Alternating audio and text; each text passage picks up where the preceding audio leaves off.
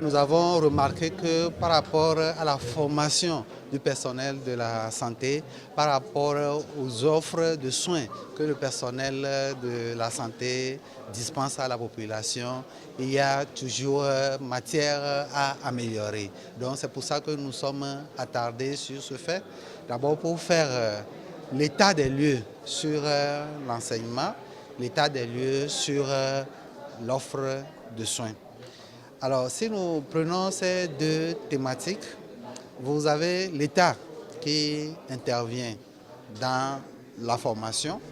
Vous avez les acteurs, que ce soit ici, on est dans l'enseignement en santé, vous avez le personnel de santé qui intervient dans la formation aussi. Et puis, nous avons également les partenaires techniques et financiers, les ONG, les organisations internationales qui interviennent aussi dans cet état-là. Alors, par rapport à l'État, le Togo a la chance d'avoir les institutions de formation qui interviennent dans la santé, c'est l'État qui les pilote, aidé de quelques institutions privées avec un curricula de formation qui est aussi plus ou moins harmonisé. Mais les choses doivent évoluer, on doit sentir que le personnel qui sort répond aux qualités, aux normes des soins qu'on doit pouvoir avoir. Donc nous avons interrogé aussi l'État au niveau du budget qui est alloué à la formation et aux offres de santé. L'État fait du mieux, mais quel que soit le budget qu'on va allouer, si on ne les utilise pas de manière efficiente, on ne pourra pas aboutir aux soins de qualité. Alors nous avons interrogé aussi le personnel de soins, ceux qui offrent les soins, ceux qui offrent la formation. Quelle qualité de l'enseignement on veut avoir, quelle qualité de personnel qu'on doit avoir. Et donc cela nécessite aussi l'implication personnelle, puisque dans la santé, c'est vrai, il y a le savoir-faire et puis il y a le savoir-être. Le savoir-être qui découle sur parfois une satisfaction qu'on voudrait bien avoir dans la qualité des soins. Puis nous avons interrogé aussi les partenaires techniques et financiers qui appuient en matière de formation continue, en matière de financement, pour qu'ils aussi continuent d'appuyer, mais de coordonner leur action avec l'État, avec les autres pour avoir de meilleurs résultats. De qualité et une autre est que les former offrent des soins de qualité aux populations. Pendant les 2 jours, nous allons aborder tout d'abord, comme la conférence inaugurale tout à l'heure, l'enseignement et les offres de soins de qualité en Afrique subsaharienne, les défis et les perspectives. Nous avons prévu 7 conférences. La deuxième conférence va porter sur la formation médicale au Togo, les défis et les perspectives.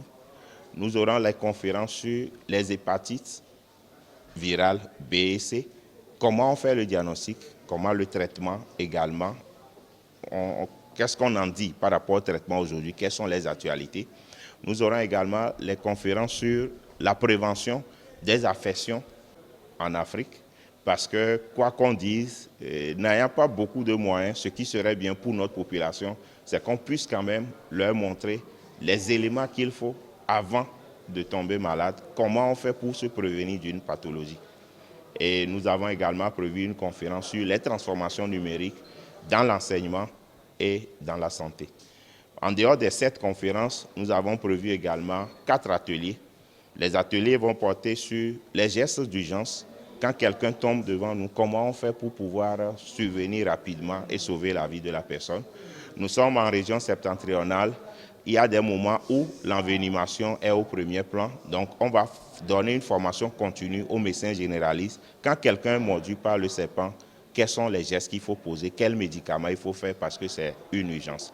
Et bien évidemment, nous aurons également les ateliers sur les premiers soins quand quelqu'un a une urgence diabétique, les premiers soins par rapport aux urgences hypertensives. Et nous allons pouvoir leur donner les notions qu'il faut, comment un médecin généraliste doit prendre en charge la douleur. Et au-delà de tout ça, nous avons prévu 4 tables rondes.